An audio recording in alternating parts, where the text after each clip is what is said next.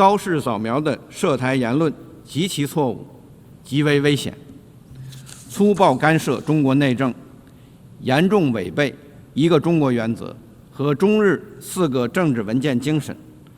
这是对国际正义的挑战，对战后国际秩序的破坏，对国际关系基本准则的践踏。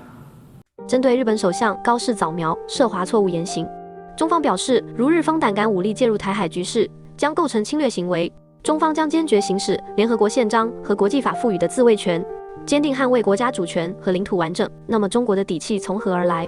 那就不得不提到一份重要的国际文件——开罗宣言。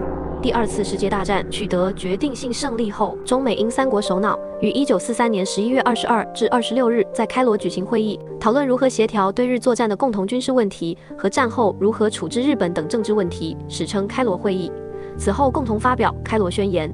关于台湾回归问题，开罗宣言的主要内容是中美英3国对日作战的目的在于制止和惩罚日本的侵略，剥夺日本从第1次世界大战爆发后在太平洋上夺得或占领的一切岛屿，使日本强占的中国领土，例如东北地区、台湾和澎湖列岛等归还中国。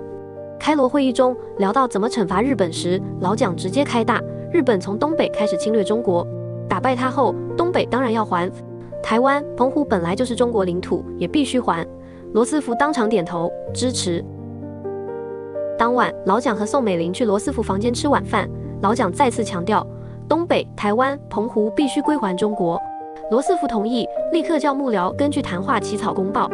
不过，这份公报草案是真的很草。中方代表王宠惠一看，当场傻眼，草案里居然把澎湖列岛 Pescadores 写成了小笠原岛 Bonin Islands， 这还得了？接收时绝对出大事。代表团里的杨宣成一时想不起澎湖的英文，急奔开罗图书馆查地图，确认是 Pescadores。西班牙语中是渔夫群岛的意思，火速上报更正，这一改才避免了大乌龙。美英中代表最后核对公报时，英国外交官贾德干突然发难，开始搞事，想玩文字游戏英中国。他提出要把原文的日本所窃取于中国之领土，例如东北4省、台湾、澎湖列岛等，当然应归还中国中的归还中国，改成当然必须由日本放弃。英国给出的理由超瞎，贾德干说这样改，我们议会问起来我好交代啊，不然为什么只写明这几个地方还给中国，其他备战地方不说？其实就是英国佬不想白纸黑字承认中国对台湾的主权。王宠惠当场炸毛，火力全开，说这样改，中国绝对不接受，全世界都会问，日本放弃后地给谁？难道要变无主地？含糊其辞。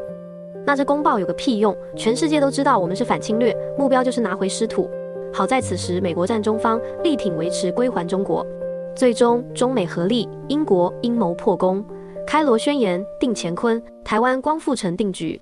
中美英3国领袖最终确认公报，里面白纸黑字写明3国之宗旨，在使日本所窃取于中国之领土，例如东北4省、台湾、澎湖列岛等，归还中国。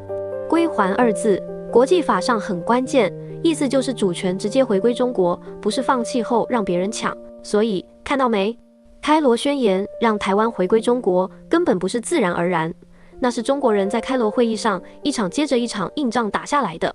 从精心准备提案到现场据理力争，再到火眼金睛抓笔误，硬刚英国的文字游戏，每一步都惊险万分，少了其中任何一环，历史都有可能改写。因此，开罗宣言就是阻止外部势力干涉台湾回归的最强国际保证书，是维护2战后国际秩序的单书铁券。因此，中国向国际社会喊话，外部势力以武力介入台海，将视同宣战。不仅是严正警告，更有充足的国际法的法理支持。在主权红线问题上，中国绝不可能让步，外部势力的任何形式的恫吓都只能自食恶果。